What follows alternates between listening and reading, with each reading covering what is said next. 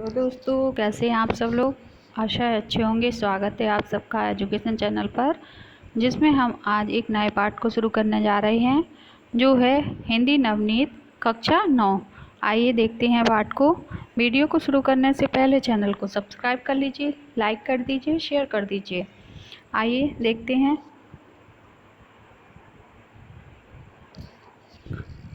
पाठ है वात्सल्य भाव। तो पहले हम इस पाठ के भावों को देखते हैं, फिर उसके बाद रसखान और सुभद्रा कुमारी चौहान जी के जीवन परिचय को देखेंगे और फिर इसके संपूर्ण अभ्यास कार्य को करेंगे। इसके सब संपूर्ण प्रश्न उत्तर, खाली स्थान, सही विकल्प सभी को इस वीडियो के माध्यम से पूरा करेंगे। तो आइए देखते हैं पहले वात्सल्य भाव पाठ को।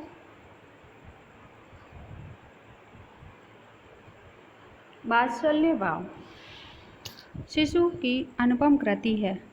शिशु की बाल सुलभ चेष्टाएं निश्चल स्वच्छंद, चंचल, निष्कपट और मनभावन हैं। श्री कृष्ण के मनोमुग्धकारी बाल छवि से कवि इतने अधिक आकर्षित हुए हैं कि उनकी लेखनी बाल सौंदर्य चित्रित करने के लिए विवश हो गई है। महाकवि सूरदास ने भक्ति काल में वात्सल्य रस को सर्वोच्च शिखर तक पहुंचाया है। उसी रसधारा को रसखान ने अपनी रचनाओं में आगे बढ़ाया है। कविवर रसखान बालकृष्ण की छवि देख इतने मुग्ध और भाव विभोर हो गए हैं कि वे कृष्ण के रंग में रंग गए हैं। वे यशोदा के आंगन में बाल कृष्ण को खेलता देख उनकी मोहनी छवि पर संसार के समस्त सौंदर्य को निछावर करने के लिए उतावले हो उठे हैं। इसी प्रकार आधुनिक काल की कवित्री सुभद्रा कुमारी चौहान ने वात्सल्य भाव को अपने काव्य में बड़ी सहजता रंग में से संजोया है। उन्हें अपनी बिटिया की वात्सल्य चेष्टाओं को देखकर अपना बचपन याद आ जाता है, जिसे उन्होंने मेरा नया बचपन कविता में साकार किया है। वात्सल्य प्रेम को लक्ष्य कर लिखी गई कविता मील का पत्थर कही जा सकती है। प्रस्तुत कविता में उनका मात्र हृदय साकार हो उठा है। वे अनेक यशस्वी प्रतीकों के रूप में बचपन को देखती हैं। इस प्रकार उन्होंने माँ और शिशु के मध्य रागात्मक संबंध का नैसर्गिक चित्रण किया है। आइए अब हम इस वीडियो के माध्यम से पहले रसखान के जीवन परिचय को जान। रसखान जी का जीवन परिचय, कवि परिचय आइए देखते हैं। रसखान का नाम सैयद इब्राहिम था। इनका जन्म विक्रम संवत 1615 में दिल्ली में हुआ था। रसखान श्री कृष्ण के अनन्य भक्त थे। वे दिन रात कृष्ण भक्ति में लीन रहने के कारण गोवर्धन में जाकर रहने लगे थे। कृष्ण के प्रति अगाध प्रेम ने रसखान को कवि बना दिया था। इनकी मृत्यु विक्रम संवत 1685 में ठहरती है। रसखान की मुख्य कृतियाँ हैं सुजान रसखान, यह 136 छंदों का संग्रह है और प्रेम वाटिका में केवल 25 दोहे हैं। रसखान ने काव्य का विषय कृष्ण प्रेम है। इनका एक एक शब्द कृष्ण भक्ति का से सराबोर है। श्रृंगार के दोनों पक्षों का सुंदर एवं सजीव चित्रण दिखाई देता है। रसखान के काव्य की भाषा शुद्ध, सरस और मधुर ब्रज भाषा है। भाषा में प्रवाह और प्रौढ़ता के साथ साथ सरलता और मधुरता के दर्शन होते हैं। मुहावरों का सुंदर व स्वाभाविक प्रयोग होने के भाषा सजीवता दिखाई देती है। रसखान ने सवैया, कवित और दोहा छंद प्रचुरता से लिखे हैं। भक्त काल के भक्त कवियों में रसखान का महत्वपूर्ण स्थान है। श्री कृष्ण की भक्ति में अनुरक्त होकर उन्होंने अपनी कविताएं लिखी। काव्य एवं पिंगल शास्त्र का उन्होंने गहन अध्ययन किया। वे अत्यंत भावुक और सहृदय और प्रेमी जीव थे। इनके नीति संबंधी दोहे भी प्रासंगिक हैं। आइए अब हम सुभद्रा कुमारी चौहान जी के कवि परिचय के बारे में जानते हैं। स्वतंत्रता संग्राम सेनानी, राष्ट्रीय चेतना की अमर गायिका सुभद्रा कुमारी चौहान का जन्म सन 1904 में इलाहाबाद के एक संपन्न परिवार में हुआ था। वे वीर रस की ओजस्वी कवित्री थी। राष्ट्रपिता महात्मा गांधी से प्रभावित होकर वे राष्ट्रीय स्वतंत्रता आंदोलन में सक्रिय भाग लेने लगी। उन्होंने कई बार जेल यात्राएं भी की और जन जन में देश प्रेम की भावना का प्रसार किया। इनकी मृत्यु अप्रैल सन 1948 में हुई। मुकुल और त्रिधारा सीधे साधे चित्र, बिखरे मोती तथा उन्मादनी आपकी प्रमुख रचनाएं हैं। मुकुल काव्य संग्रह पर आपको केसरिया पुरस्कार प्रदान किया गया। अपनी ओजपूर्ण वाणी में उन्होंने राष्ट्रीयता की भावना को सुदृढ़ अभिव्यक्ति दी। भारतीयों में नवचेतना, त्याग, बलिदान की बलवती इच्छा जगाने में सुभद्रा कुमारी चौहान की वाणी और उनके काव्य की महती भूमिका है। उनकी भाषा में सादगी, सरलता और स्वाभाविकता के दर्शन होते हैं। पारिवारिक जीवन की छटा खींचने में वे सिद्धहस्त हैं। मैं बचपन को बुला रही थी जैसी पंक्ति में वात्सल्य की पूर्ण मधुर व्यंजना है। देश प्रेम की भावना को काव्यात्मक स्वर प्रदान करने वाली कवयित्री के रूप में वे विख्यात हैं। अलंकारों, प्रतीकों के मोह में न पड़कर अपनी अनुभूतियों को सहजता से व्यक्त करने वाली सुभद्रा कुमारी चौहान का हिंदी साहित्याकाश में विशेष स्थान है। उन्होंने ओजपूर्ण वाणी से भारतीयों में नवचेतना का संचार किया तो वात्सल्यता से ममत्व का और वे नारी जगत के लिए गौरवपूर्ण हैं। अब जानते हैं इसकी कविता के देखते हैं इस कविता के पद्यखंड को। पद्यखंड के साथ इसकी हम व्याख्या भी करते जाएंगे। कविता है रसखान जी की। आज गई होती भोर ही हो, रसखान रही बन वही नंद के भोनय। बाको जियो जुग लाख करोड़, जसमत को सुख जात कयो नहीं। तिल लगाए लगाई के अंजन, भोह बनाई बनाई डिठौनय। डार हमेलन हार निहारत, भारत ज्यों पुचकारत छौनय। आइए देखते हैं इसकी व्याख्या को। ये शब्दार्थ हैं। संदर्भ इसका प्रस्तुत पद वात्सल्य भाव के शीर्षक रसखान के सवैये से लिया गया है। इसके रचयिता रसखान हैं। प्रसंग है, कवि गोपीनंद बाबा के घर जाकर कृष्ण को देखती हैं। वहाँ यशोदा माता कृष्ण का श्रृंगार कर रही हैं।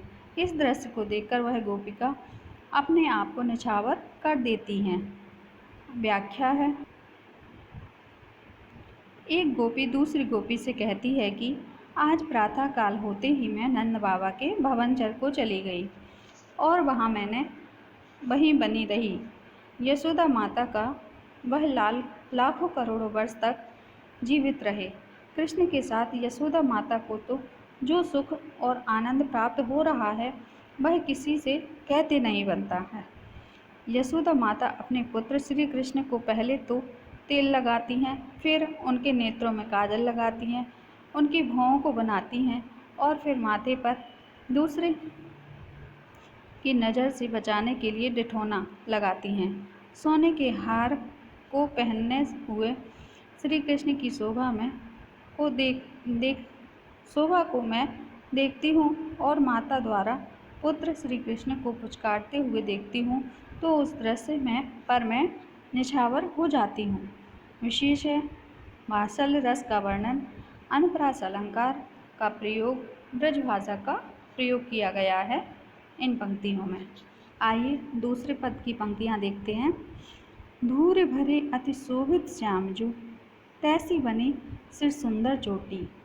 खेलत खात फिरे अंगना, पग पैजने बाजत फिर कछोटी। बा छवि को रसखान बिलोकत, भारत काम कला निज कोटि। काग के भाग बड़े सजने हरि हाथ सुलो गयो माखन रोटी। कठिन शब्द हैं, संदर्भ पूर्वानुसार है। प्रसंग है इसका, इस पद में धूल में सने हुए श्री कृष्ण के अनुपम शोभा का वर्णन किया गया है। व्याख्या है, रसखान कवि कहते हैं कि धूल में सने हुए श्री कृष्ण शोभित हो रहे हैं, वैसे ही उनके सिर पर चोटी गुथी हुई है। वे नंद बाबा के आंगन में खेलते हुए एवं खाते हुए फिर रहे हैं।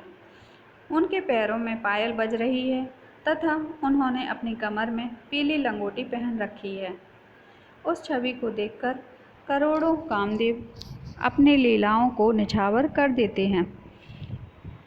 एक गोपी दूसरी गोपी से कहती है, हे सखी, उस कौए का भाग बहुत अच्छा है जो बालक कृष्ण के हाथ से माखन रोटी को छीनकर ले गया। विशेष है, बालक कृष्ण के अनुपम सौंदर्य का वर्णन किया गया है। अनुप्रास अलंकार की छटा है, ब्रज भाषा का प्रयोग है। अगली पंक्तियां देखते हैं मेरा बचपन के संदर्भ से, जो सुभद्रा कुमारी चौहान द्वारा लिखा गया है।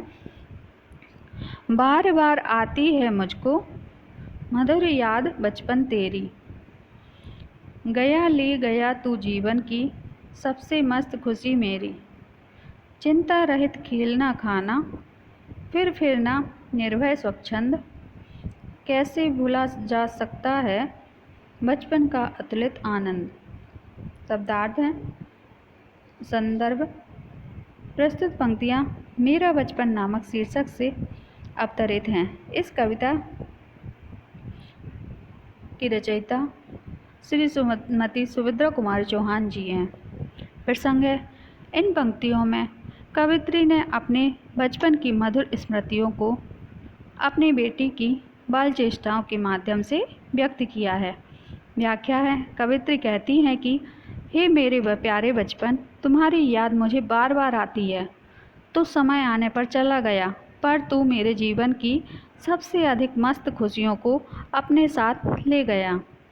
बचपन के उन दिनों में बिना किसी चिंता के खेलती और खाती रहती थी तथा निडर होकर स्वतंत्र रूप से घूमती रहती थी। ऐसा अतुलनीय बचपन का आनंद भला कैसे भूला जा सकता है, अर्थात उस आनंद को मैं कभी नहीं भूल सकती। विशेष है, वात्सल्य भावना का वर्णन है, अनुप्रास अलंकार का प्रयोग है, सरल सुबोध शब्दों का प्रयोग है। अगली पंक्तियां हैं,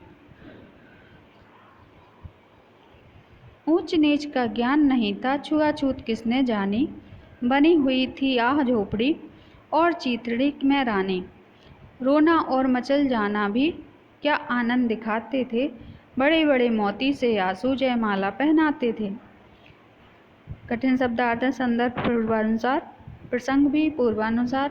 व्याख्या है, कवित्री कहती हैं कि उस बचपन में मेरे मन में ऊंच नीच की भावना नहीं थी, अर्थात मैं बिना किसी छोटे बड़े भेद के सबके साथ खेला करती थी और ना मैं ही छुआछूत जानती थी। मैं उस समय झोपड़ी में रहते हुए तथा चीतड़े पहने रहने पर भी रानी जैसी बनी हुई थी। उस समय बात बात पर मैं रोने लग जाती थी और किसी बात का हट करके मचल उठती थी। ये दोनों बातें मुझे बहुत आनंद देती हैं। कभी कभी मेरी आँखों से निकलने वाले बड़े बड़े आंसू मोती बनकर मेरे गालों पर जयमाला पहना दिया करते थे। विशेष है, बचपन की मधुर स्मृतियों का वर्णन, मोती से आंसू की उपमा, अलंकार, भाषा सरल एवं सहज खड़ी बोली। अगली पंक्तियां हैं, वह भोली सी मधुर सरलता, वह प्यारा सा जीवन निष्पाप, क्या फिर आकर मिटा सकेगा तू मेरे मन का संताप। मैं बचपन को भुला रही थी, बोल उठी बिटिया मेरी, नंदन बंसी फूल उठी वह छोटी सी कुटिया मेरी। शब्दार्थ, संदर्भ प्रसंग पूर्वानुसार। व्याख्या है, कवित्री कहती हैं कि बचपन में मैं भोली भाली मधुरता का अनुभव करती थी। उस समय मेरा पूरा जीवन पूरी तरह पाप रहित था। हे मेरे बचपन, क्या तू पुनः मेरे जीवन में आ सकेगा और आकर के वर्तमान के जीवन में जो दुख हैं उसको मिटा सकेगा। कवित्री कहती हैं कि जिस समय मैं से अपने बीते हुए बचपन को याद कर रही थी, उसी समय मेरी बेटी बोल उठी। बेटी की बोली सुनकर मेरी छोटी सी कुटिया देवताओं के वन जैसी प्रसन्न हो उठी। विशेष है, वात्सल्य भाव का वर्णन नंदनवंशी में उपमा अलंकार, बचपन में मानवीकरण अलंकार। अगली पंक्तियां हैं। माँ ओ माँ कहकर बुला रही थी, मिट्टी खाकर आई थी, कुछ मुँह में कुछ लिए हाथ में, मुझे खिलौने लाई थी। मैंने पूछा यह क्या लाई, बोल उठी वह माँ काओ। हुआ प्रफुल्लित हृदय खुशी से, मैंने कहा तुम ही खाओ। संदर्भ प्रसंग पूर्वानुसार व्याख्या है। कवित्री कह रही है कि वह मेरी बिटिया है, हे माँ कहकर मुझे बुला रही थी और इस समय वह जमीन से मिट्टी उठाकर तथा खाकर आई थी। कुछ मिट्टी मुझे उसके मुंह में लगी थी और कुछ हाथ में लिए थी और मुझे खिलाने के लिए लाई थी। मैंने जब उससे पूछा कि तू क्या लाई है, तो वह तुरंत बोल उठी कि माँ इसे तुम भी खाओ। अपनी बिटिया की इस तुतली बोली को सुनकर मेरा हृदय खुशी से झूम उठा और फिर मैंने उससे तुतली बोली में कहा कि इसे तुम ही खा लो। विशेष है बालक की चेष्टाओं का वर्णन। माँ काओ, तुतली बोली माँ काओ के लिए कहा गया है। सहज भाषा, सरल भाषा। अगली पंक्तियाँ हैं। पाया बचपन फिर से मैंने, बचपन बेटी बन आया, उसकी मंजुल मूर्ति देखकर मुझ में नव जीवन आया। मैं भी उसके साथ खेलती, खाती हूँ, तुतलाती हूँ, मिलकर उसके साथ स्वयं मैं भी बच्ची बन जाती हूँ। संदर्भ प्रसंग पूर्वानुसार व्याख्या है। कवित्री कहती है कि मेरी बेटी के रूप में मैंने अपना बचपन खोया हुआ है, बचपन फिर से पा लिया, खोया हुआ बचपन फिर से पा लिया। उसकी सुंदर मूर्ति देखकर मुझ में नया जीवन आ गया है। आज मैं अपनी बेटी के साथ खेलती हूँ, खाती हूँ और उसी के समान तुतली भाषा में बोलती भी हूँ। मैं उसके साथ मिलकर स्वयं बच्ची बन जाती हूँ। विशेष है बचपन की यादों का वर्णन है। अनुप्रास अलंकार का प्रयोग, भाषा सरल एवं सहज भाषा का प्रयोग किया गया है। आइए अब इसके प्रश्नों के उत्तर को करते हैं। पहला प्रश्न है, कवि ने कौवे के भाग्य की सराहना क्यों की है? उत्तर है, कवि ने कौवे के भाग्य की सराहना इसलिए की है कि कौवे को भगवान का साक्षात स्पर्श प्राप्त हो गया, जबकि बड़े बड़े भक्तों को यह प्राप्त नहीं होता। अगला प्रश्न है, डिठोना किसे कहते हैं? उत्तर है, माताएं अपने शिशु को दूसरों की नज़र न लगने की चाहे इसलिए उनके माथे पर काजल का एक ऐसा घेरा सा बना देती हैं, इसे डिठोना कहा जाता है। अगला प्रश्न है, बचपन की याद किससे आ रही है? उत्तर है, बचपन की याद कवित्री सुभद्रा कुमारी चौहान को आ रही है। अगला प्रश्न है, बच्ची माँ से क्या खिलाने आई है? बच्ची माँ को क्या खिलाने आई है? उत्तर है, बच्ची माँ को मिट्टी खिलाने आई है। अगला प्रश्न है, ऊंच नीच का भेद ऊंच नीच का भेद किसे नहीं है और क्यों? उत्तर है, छोटे बच्चों को ऊंच नीच का भेद का ज्ञान नहीं होता है, क्योंकि उनकी बुद्धि निर्बल व पवित्र होती है। अगला प्रश्न है, कवि रसखान बालकृष्ण की छवि पर क्या निछावर कर देना चाहते हैं? उत्तर है, कवि रसखान धूल से सने हुए बालक कृष्ण की उस छवि को देखते हैं जिन्होंने सुंदर चोटी को गूंथा रखा है, पीले रंग की कछोटी पहनी हुई है और पैरों में पायल बज रही है, तो करोड़ों कामदेवों के सौंदर्य को उन पर निछावर कर देना चाहते हैं।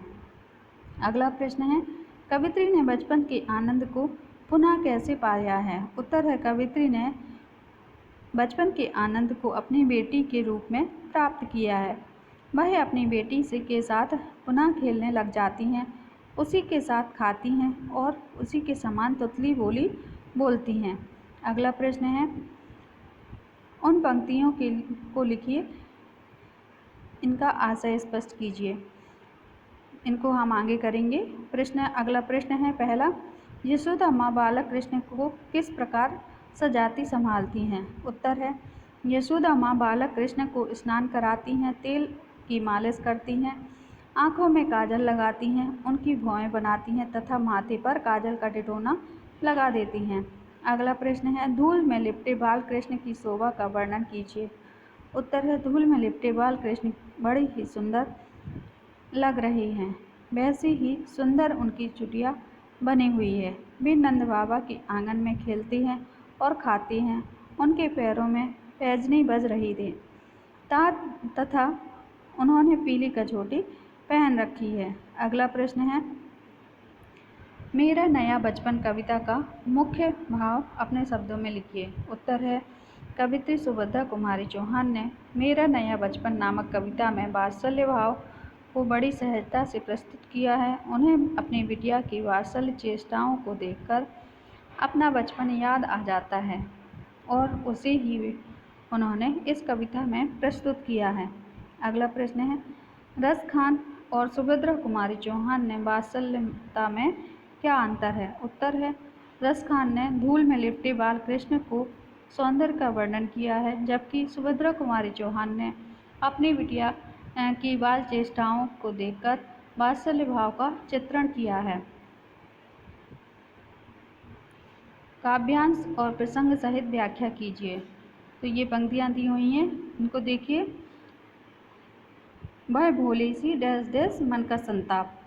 उत्तर है, कवित्री कहती हैं कि बचपन में मैं भोली भाली मधुरता का अनुभव करती थी। उस समय मेरा जीवन पूरी तरह पाप रहित था। हे मेरे बचपन, तू पुनः मेरे जीवन में आ सकेगा और आकर के वर्तमान जीवन में जो दुख है उनको मिटा सकेगा। कवित्री कहती है कि जिस समय मैं अपने बीते हुए बचपन को याद कर रही थी, उसी समय मेरी बेटी फूल उठी। बेटी की बोली सुनकर मेरी छोटी सी कुटिया देवताओं के वन जैसी प्रसन्न हो उठी। अगली पंक्ति है, मैं भी उसके साथ डैश डैश बन जाती हूँ। उत्तर है, कवित्री कहती है कि मेरी बेटी के रूप में मैंने अपना खोया हुआ बचपन फिर से पा लिया है। उसकी सुंदर मूर्ति देखकर मुझ में नया जीवन आ गया है। आज मैं अपनी बेटी के साथ खेलती हूँ, खाती हूँ और उसी के समान तुतली बोली बोलती हूँ। मैं उसके साथ स्वयं मिलकर बच्ची बन जाती हूँ। अगली पंक्ति का भावार्थ है, पंक्ति है, आज गई होती भोर डैश डैश कहो नहीं। उत्तर है, एक गोपी दूसरी गोपी से कहती है कि आज प्रातः होते ही नंद बाबा के भवन को चली गई और मैं वहीं बनी रही। यशोदा माता का वह लाल लाखों करोड़ों वर्ष जीवित रहे। कृष्ण के साथ यशोदा माता को जो सुख और आनंद प्राप्त हो रहा है वह किसी से कहते नहीं बनता। यशोदा माता अपने पुत्र श्री कृष्ण से को पहले तो तेल लगाती हैं, फिर उनके नेत्रों में काजल लगाती हैं और उनकी भौहों को बनाती हैं और फिर माथे पर दूसरी की नज़र बचाने के लिए डिठौना लगाती हैं। सोने के हार को पहने हुए श्री कृष्ण की शोभा को मैं देखती हूँ और माता द्वारा पुत्र श्री कृष्ण को पुचकारती हुए देखती हूँ तो उस दृश्य पर मैं निछावर हो जाती हूँ। अगली पंक्तियाँ हैं। अगला प्रश्न है, कवित्री ने अपने बचपन के आनंद को अतुलित आनंद क्यों कहा है? उत्तर है, कवित्री ने अपने बचपन के आनंद को अतुलित आनंद इसलिए कहा है क्योंकि बचपन में जो आनंद प्राप्त होता है उसकी किसी से तुलना नहीं की जा सकती है। बचपन निष्पाप होता है, उसमें ना तो ऊंच नीच का भाव होता है और ना ही छोटे बड़े का। बचपन में बालक निडर और मनमौजी हुआ करते हैं। बच्चों की किलकारी परिवार के सभी लोगों को आनंद का अनुभव कराती है। अगली पंक्तियां हैं। अगला प्रश्न है, शब्दों को हिंदी मानक रूप में लिखिए। जैसे हाँ का मैं, जियो का जीवित रहूं, जुग का युग, आजू का आज, खाओ का खाओ। अगर विलोम शब्द लिखिए, जीवन, मृत्यु, ऊंच नीच, पाप पुण्य। रिक्त स्थान अलंकार पहचानिए, नंदन वंशी कुटिया मेरी। उपमा अलंकार, बार बार आती तेरी। पुनरुक्ति प्रकाश अलंकार, मैं बचपन को मेरी मानवीकरण अलंकार, धूर्य धूर्य भरे सुंदर चोटी, अनुप्रास अलंकार। अगली पंक्तियों का भाव स्पष्ट कीजिए। काग के भाग डैश रोटी। उत्तर है भाव सौंदर्य। इस पंक्ति में कविवर रसखान कौवे के भाग्य को मनुष्य के भाग से ऊंचा मानते हैं, क्योंकि भगवान के स्पर्श